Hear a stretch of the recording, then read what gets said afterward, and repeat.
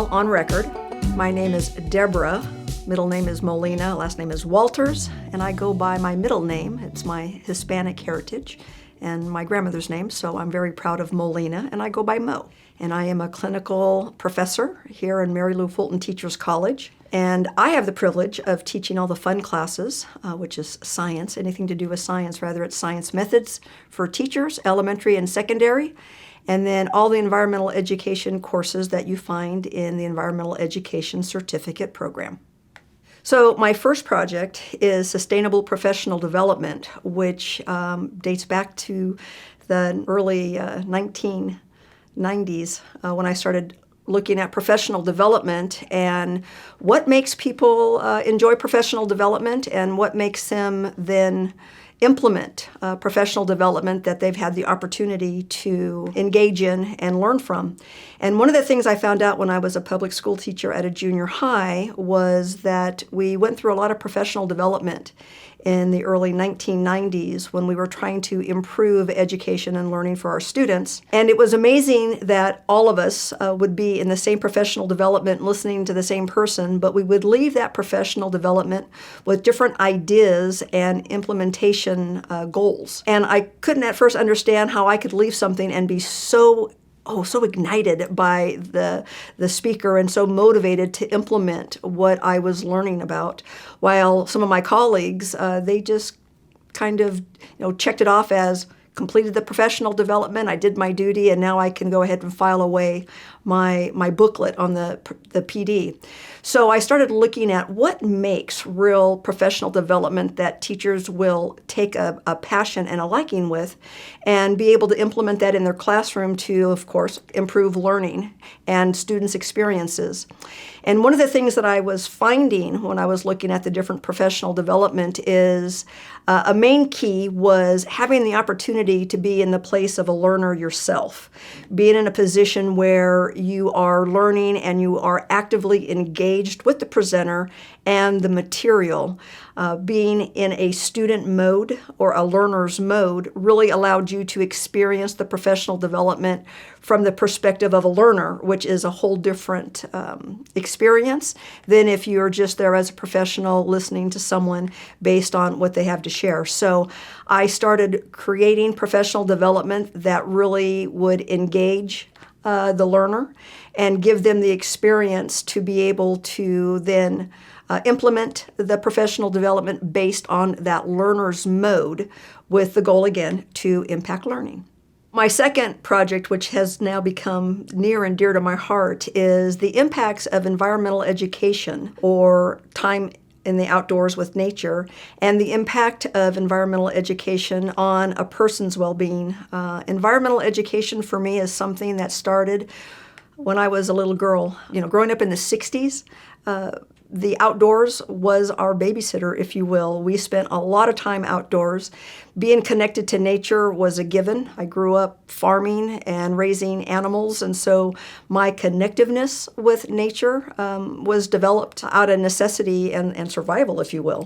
In today's world, life has changed a whole lot with technology. We've had lots of innovation that has many benefits for humans. But unfortunately, it also has consequences. Everything has a balance, pros and cons. And with society today and all the technologies that are available and all of the indoor activities have really increased, the time outdoors has really decreased for students, especially here at the college level.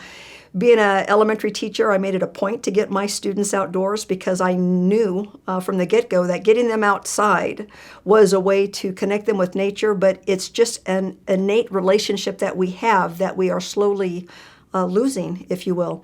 So I saw the benefits of taking my students out in my 25 years of teaching public education. We would go outside to read, or we'd go outside to draw or do math. And it's amazing to watch my sixth graders at that time just decompress, calm down, laugh, relax, and then we'd go back indoors, and that would kind of carry, back into the classroom a little bit. And of course, a little bit of music always helped. What I'm noticing now, being somebody who still loves the outdoors and tries to get my students outdoors often, is I teach a Sonoran Desert class, for example, and the students come in and I always do a fist to 5. How are they feeling at that moment? And, 5 is, I really need a break. And my fist is, I'm good, I've got this. And I don't see fist very often. I normally see 4s and 5s. They share that they're extremely stressed out with the responsibilities of life. And, being someone in 19, 20, 21, away from home, the comforts of your family, not necessarily going with you. You're on your own, juggling all of the responsibilities of being an adult. Sometimes taking care of the self isn't a priority. Survival is, and survival is going to work, going to school, and that schedule that is go, go, go, go. So my courses, which are in environmental education science, we spend minimally with each class 30 minutes up to 2 hours outdoors. And I work very hard to, 1, make the students do a self-assessment of how they are feeling when they come into class. Then we go outdoors and we always take a little bit of time to just that decompressing that I used to do with my 6th grade. Just sit down, relax a moment. What's something that you're really grateful for, or what's something that happened to you today that's a good thing that's happened? Share that with a friend. We are very much people-oriented, so we need people, and sharing our thoughts and feelings are very important to who we are as humans. So having that opportunity to talk and meet new friends is great. And then after a minute or 2 of that socialization, they're ready to settle down and focus a little bit more, which is really kind of nice. What's happening right now is my colleague and I are both looking at mindfulness and nature connectiveness, and taking all of the pieces of my environmental ed courses, which is learning about science and how we fit into the larger picture of the natural world, but also looking at how that natural world has an impact on who we are as humans, and how nature can actually balance the emotional, the mental, the physical, and the academic person to make us function at a different level. Yeah, you sound like the cool teacher. Well, I think what makes my classes so positive is the humanness of it. Understanding that we're more than just academics, or we're more than just our job, that we're people with thoughts and feelings and needs. And addressing that in a classroom isn't something that all educators get the opportunity to do. So having the opportunity to come in and be acknowledged that you have thoughts and feelings that aren't necessarily right on about, what are these plants, what are these animals, what are symbiotic relationships, but, what is our place in that larger picture, allows them to really connect, hopefully, with me as an instructor. There's been breakthroughs in both of my projects with my professional development, because I guess it's a common thread through both of my projects, which is valuing people for being human and for bringing important skills to the table to increase learning. So with my professional development, it's really understanding how the brain works and how people learn, and what we need as teachers to improve our teaching and the learning in our classroom. So really looking at the different techniques that improve our implementation of professional development is extremely important. And of course that means asking the educators what is working and what isn't working, and not just listening, but actually implementing the advice that they're giving. Because who are my best teachers? My students and the faculty I work with. For the environmental education, I've been doing this, since I started teaching back in the early 1980s. And the impact of nature on the human body and the human mind, and just the emotional aspects of who we are as humans, has never surprised me, because it's just, again, my experiences as a young girl with the outdoors has had a tremendous impact on who I am and what I do. I have been an educator for a long, long time, and I love teaching. And part of loving teaching is the interaction with people. I learn a whole lot from my students, and the best gift my students give me is sharing who they are as a person. And in order to get to that point of sharing, you have to build trust, you have to build a relationship. And what better way to build a relationship than out in nature? Because it's something we all need. Obviously, there's different levels to our needs, but we all have a connection, and there's something about the outdoors that we experience that is a common thread that we all share. So one of the biggest breakthroughs right now that I've seen with environmental education is the consistent feedback that, oh my gosh, I forgot how wonderful it was to just be out here in nature and to sit quietly, or to sit with a friend, or to view science through the lens of how does this information impact the world around me in my everyday life. They come to my classes to learn science and to check off a requirement for their degree. But being out in nature and learning about science is so much more than just a check on that general education paper. It is a bigger picture of who we are and how we fit in this big globe that we called the world, and our impact. Everything we do is connected to the earth. And I always tell my students, science is the best subject because you start off with science. Rather, it's the cells that made you who you are, to the air you need to breathe, to the connections that your brain makes. We are science in motion, I tell them, and everything we do for our entire life impacts the world around us and all the different levels of science. So watching the students reconnect with nature because of my classes is the biggest joy I have. And just watching them develop an understanding of who they are, and realizing that there's many facets to who they are as an individual. There are a lot of challenges, not necessarily with the professional development aspect of my research. The PD challenge there is not about the teachers, but more about the teachers being able to get away from their classroom. Usually, if there's a professional development that teachers attend, they have to either get a substitute or they have to give up some weekend time. And teachers, we work Monday through Friday, and trying to find subs, especially in today's educational time framework, it's a challenge because we're short of teachers, and being away from a classroom is very, very challenging. So finding time for the PD is probably the biggest challenge for my professional development work. Environmental education, probably the biggest barrier there are student expectations. They have a certain understanding about nature, and it always turns out to be different than they think. A lot of times they think, oh, I can't unplug from my phone. That's the big one. I can't set my phone down because if I'm gone for 1 minute, I might really miss something important, when they don't realize what they're missing is that song of that bird or that butterfly that just landed on those flowers. What I hear all the time is, oh my gosh, if I wouldn't have been sitting here, I would have missed this. We miss a lot in our life because we put expectations on ourselves without realizing all of the impact. So getting the students outdoors can be a challenge. I just bought little pads because I want them to sit on the ground or sit on a rock fence or something like that. And you don't want them to get dirty because some of the girls, they come to class very nice and not necessarily dress appropriate for being outdoors. So sometimes that's a little bit of a challenge. So I have to be pretty flexible there. But the biggest thing is getting them away from their technology long enough to really just exhale and be present. The long-term goal with the professional development research is, a couple of things. Yes, I really do want the teachers to walk away with some new tricks of the trade that they can easily implement. Obviously, the goal as an educator is to always improve learning.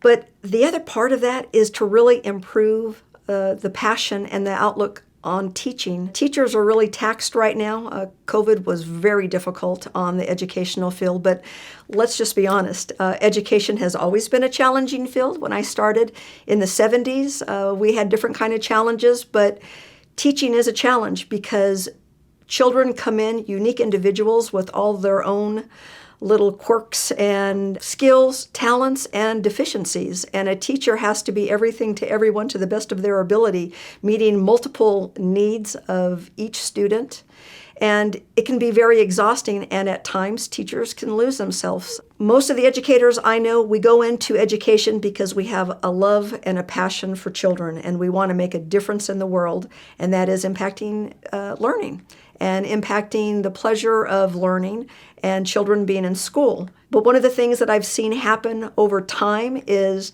teachers have lost the connection with other colleagues. And so a lot of the professional development that I'm trying to do now it's about networking. It's getting with other educators who have wonderful ideas and talents that they can share with other teachers. While I might be presenting the professional development, I'm not the only educator in the room. It's a room full of great ideas and enthusiasm and passion and energies that we share with each other. So one of the main goals right now with the PD is reinvigorating the educator and reintroducing the passion about why did we choose teaching in the first place, and that networking opportunity. For environmental education, one of the main goals there is to reconnect students with nature. But it's not just reconnecting with nature, it's also reconnecting with themselves. Sometimes, that old saying, you don't know what you had until it's gone, or you don't know what you don't know what you don't know. So getting students outdoors, helping them identify plants and animals, spending time really developing observational skills. Observational skills were skills that we needed for survival. If you look at hunters and gatherers, if they didn't know or understand the world around them, they could suffer drastic consequences like death. Now, we don't necessarily have that same survival instinct, but the instinct to be connected to nature because it soothes the soul, it nurtures and feeds who we are as humans, trying to get students reconnected with the earth and nature around them, to me, is the best gift. And I could go on and on about all of the feedback that I get through my evaluations about, oh my gosh, this course really taught me that I belong in this larger picture and that nature has a place in my life, and the impact of nature on my emotions or my mental health or my well-being is huge. And I think I'm part of a generation, one of the last parts of that generation, that really had the outdoors as a natural part of who we were as children. And what students have today is very, very different. So I think it's important that me and my colleagues, we definitely make nature accessible and help students understand the importance of its connection. Now, in the world of sustainability, we're learning right now that our understanding of the way the world works and how our life impacts all the natural intricacies of the atmosphere, the hydrosphere, the biosphere, all of those pieces. That's important information because you cannot make good decisions without having that basic education. So the environmental ed courses are exposing students to what it means to be a resilient citizen that is a steward. We are stewards of the earth, and that message needs to really be emphasized and shared. Both of these projects hold significance for me personally. As an educator of, 47 years this year, professional development helps shape who we are, and it keeps us on our game. Obviously, if I'm going to spend time teaching, I want my teaching to be the most effective that it can be. And the only way it can be effective is for me to be a lifelong learner. I have to constantly keep track of what's out there. Technology has changed things. For me, technology has been a huge learning curve because I grew up in a time when, technology was paper and pencil. So professional development is what keeps us at the top of our game. It's also the best way to guarantee the best learning opportunities for children. And it also keeps us fresh. It's an opportunity for networking and for meeting with others who can help us be the best that we can be. For environmental education, environmental education, for me, it's the best part of being an educator because it's taking the natural world and making it the classroom for learning.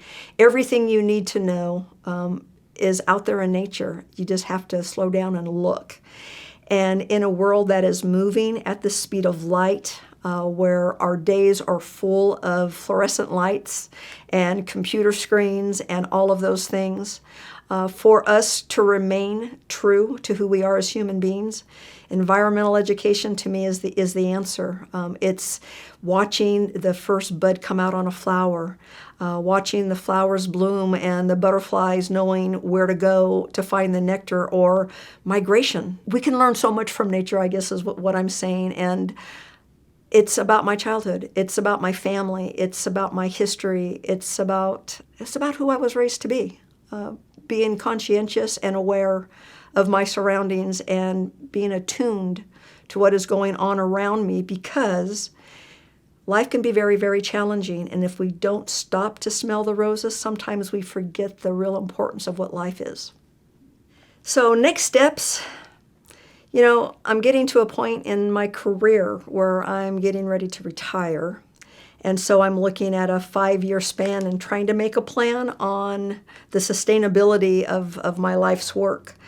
Professional development, I think that is something that will continue to grow and develop. It's never going to go away because, again, to be the best in your field, you have to learn from others who have already walked the talk, if you will.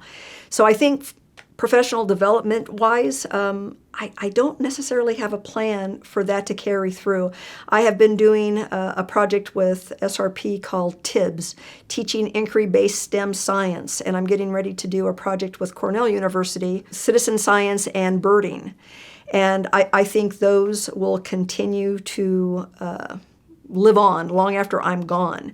One of the things that I'm trying to do is instill in educators the importance of STEM education and teaching by having the teacher be the learner. So I think that's going to carry on. Environmental education-wise, that probably has a whole different future, and I've been putting all my eggs in that basket more recently because of what I've seen with my students and the need for mental health, balance, finding that connection to stay healthy. So I've got a new colleague that I'm working with, and she's actually finishing her doctoral degree, and she's doing research with mindfulness and nature. So I'm doing everything I can right now to continue to promote the environmental education certificate. We've spent a lot of time in the last year moving many of those classes to be general education requirements. I think the students love the classes because of getting outside, so I think it's going to be a real important model for the instructors. I've spent some time training all the instructors who are teaching these courses, and the number one goal is get them outside.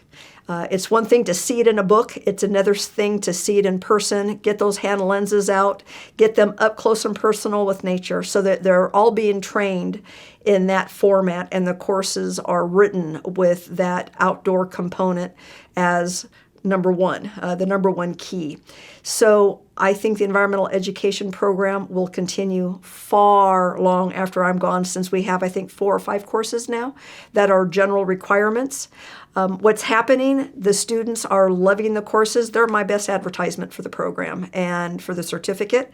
So the certificate is growing, and it doesn't hurt that topics like sustainability, some of the stuff that's happening with climate change and all of the Paris Agreement and the things that are happening politically, all of it points back to our need for understanding the world, how it works, and our place within that world, and how we can better live in the world by leaving the smallest footprint that we can leave as human beings. So I believe the environmental education certificate has a long history. Receiving the Arizona Association for Environmental Education Lifetime Achievement Award in Environmental Education was an honor and a wonderful recognition that ties into everything that I've been doing here at Arizona State since 2004. When I was first hired, I was hired to bring environmental education to the Poly campus.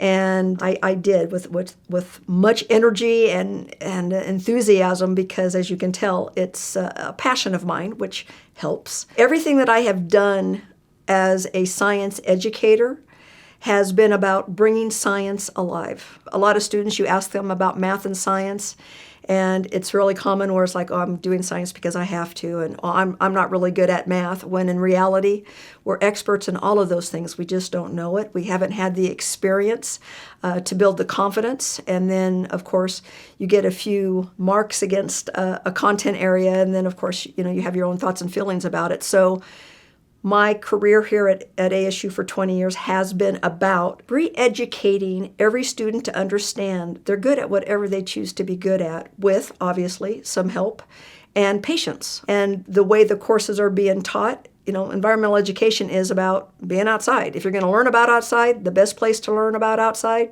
is to go outside. So going outside and being responsible citizens has been another real important piece of this.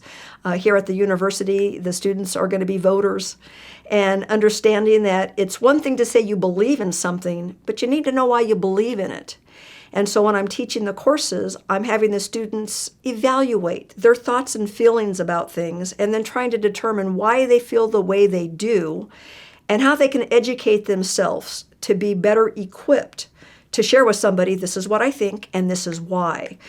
Being a scientist, it is all about the why we do what we do, why we believe what we believe. So environmental education didn't just start when I came here to ASU as a public school teacher, as I shared, starting in the 1980s. My science kids, it was very common. We would be outside and we started our own garden in a little teeny cement flower bed that was full of weeds. And it grew to be one of the best producing little gardens in the area, in the neighborhood. And we would provide vegetables and fruits for the neighborhood. So getting in touch with the earth is something that's been part of me forever. And being able to share that passion has been a life dream. And my jobs have allowed me to pursue those passions and, most importantly, share that with others. What I shared when I received the award is that an award like a Lifetime Achievement is never about one person.